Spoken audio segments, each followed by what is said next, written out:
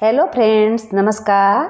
मैं आपके लिए आज ऐसी कहानी लेके आई हूँ जो शायद आपने पहले कभी नहीं सुनी होगी। इस कहानी को अंत तक सुनना। आप ये कहीं बैठे हो तो कहानी कह करके वाह वाह लूट सकते हो। बहुत ही अच्छी कहानी है, तो लो ये सुनो। किसान की बेटी और साहूकार। एक गांव में एक गरीब किसान था।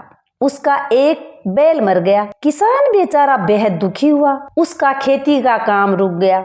घर में दूसरा बैल खरीदने के लिए पैसा भी नहीं था। आखिर उसने एक महाजन से कर्ज लेकर एक बैल खरीद लिया। उसके खेत रावी नदी के किनारे थे। यह उस किसान की बदनसीबी ही थी कि उस बार वर्षा बहुत अधिक हुई तथा नदी में बाढ़ आ गई। नदी के आसपास के सभी खेतों में पानी भर गया। उस किसान के खेतों में भी कुछ पैदा नहीं हुआ। यही कारण था कि वह महाजन का कर्जा भी नहीं चुका पाया। वह बहुत चिंतित रहने लगा। उसकी समझ में नहीं आ रहा था कि क्या होगा। पूरा साल उसका परिवार क्या खाएगा। इसी चिंता में वह अंदर ही अंदर घुटता रहा, मगर किसी से कुछ नहीं कहता। उस किसान की एक लड़की थी जो बहुत चतुर थी। वह अपने पिता की चिंता का कारण जानती थी। जब काफी दिन हो गए और किसान कर्ज अदा नहीं कर पाया तो महाजन किसान के घर गया। जिस समय महाजन किसान के घर पहुंचा, उस समय किसान की पुत्री ही घर में थी। महाजन ने लड़की से पूछा, तेरा बाप कहाँ गया है बेटी? वह सीधी को टेढ़ा करने गया है, लड़की ने उत्तर दिया। किसान की बेटी का ये उत्तर सुनकर महाजन की कुछ भी समझ में नहीं आया। तब उसने पूछा, कब तक वापस आएगा? आएगी तो नहीं आएगा, नहीं आएगी तो आएगा। लड़की ने फिर ऐसा ही टेढ़ा उत्तर दिया। महाजन कुछ नहीं समझा और वापस चला गया। कुछ दिन गुजर गए। जब महाजन ने देखा कि उसके घर जाने के बावजूद भी किसान ने उसकी खैर खबर नहीं ली तो उसे बहुत गुस्सा आया। वह फिर किसान के घर गया। वहाँ फिर किसान की लड़की ही मिली। महाजन ने डांटते हुए उसे कहा, अपने बाप को बुलाओ। वह कहाँ है?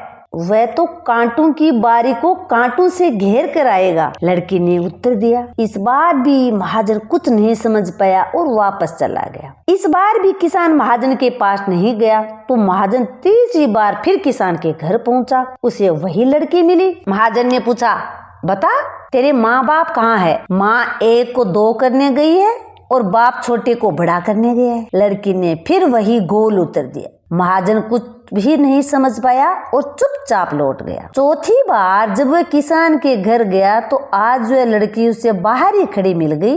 महाजन ने उस लड़की से पूछा, तेरे माँ बाप घर में हैं? हाँ है। क्या कर रहे हैं? लड़की ने कहा, माँ तो माँ बाप से बच्चों को पका रही है और बाप आगे पीछे कर रहा है। अब तो महाजन का मस्तिष्क ही घूम गया। वह लड़की हर बार उसे ऐसे ही उल्टे सीधे उत्तर देती थी जो महाजन की समझ में नहीं आते थे। इस बार भी जब लड़की ने ऐसा ही उत्तर दिया तो वह क्रोध से भुनभुनाता हुआ वापस चला गया और सोचा कि कल आकर किसान से बात करेगा। दूसरे दिन महाजन पूरे इरादे से किसान के घर गया। आज भी द्वार पर खटखटाने पर वह लड़की ही बाहर आई। महाजन ने पूछा, बता तेरे माँ बाप कहाँ है? माँ घर में है और बाप आसमान के पानी को रोकने की तैयारी कर रहा है। लड़की ने वैसा ही उत्तर दिया। महाजन लड़की के उत्तरों से तंग आ चुका था, इसलिए वह बोला, मैं जब भी यहाँ आता हूँ तू मुझे ऐसे ही उल्टे सीधे उत्तर देती है। अगर तू मुझे अपनी बातों का मतलब समझा दे तो मैं तेरे बाप का कर्ज माफ कर दूंगा। मुझे बहकाओ मत।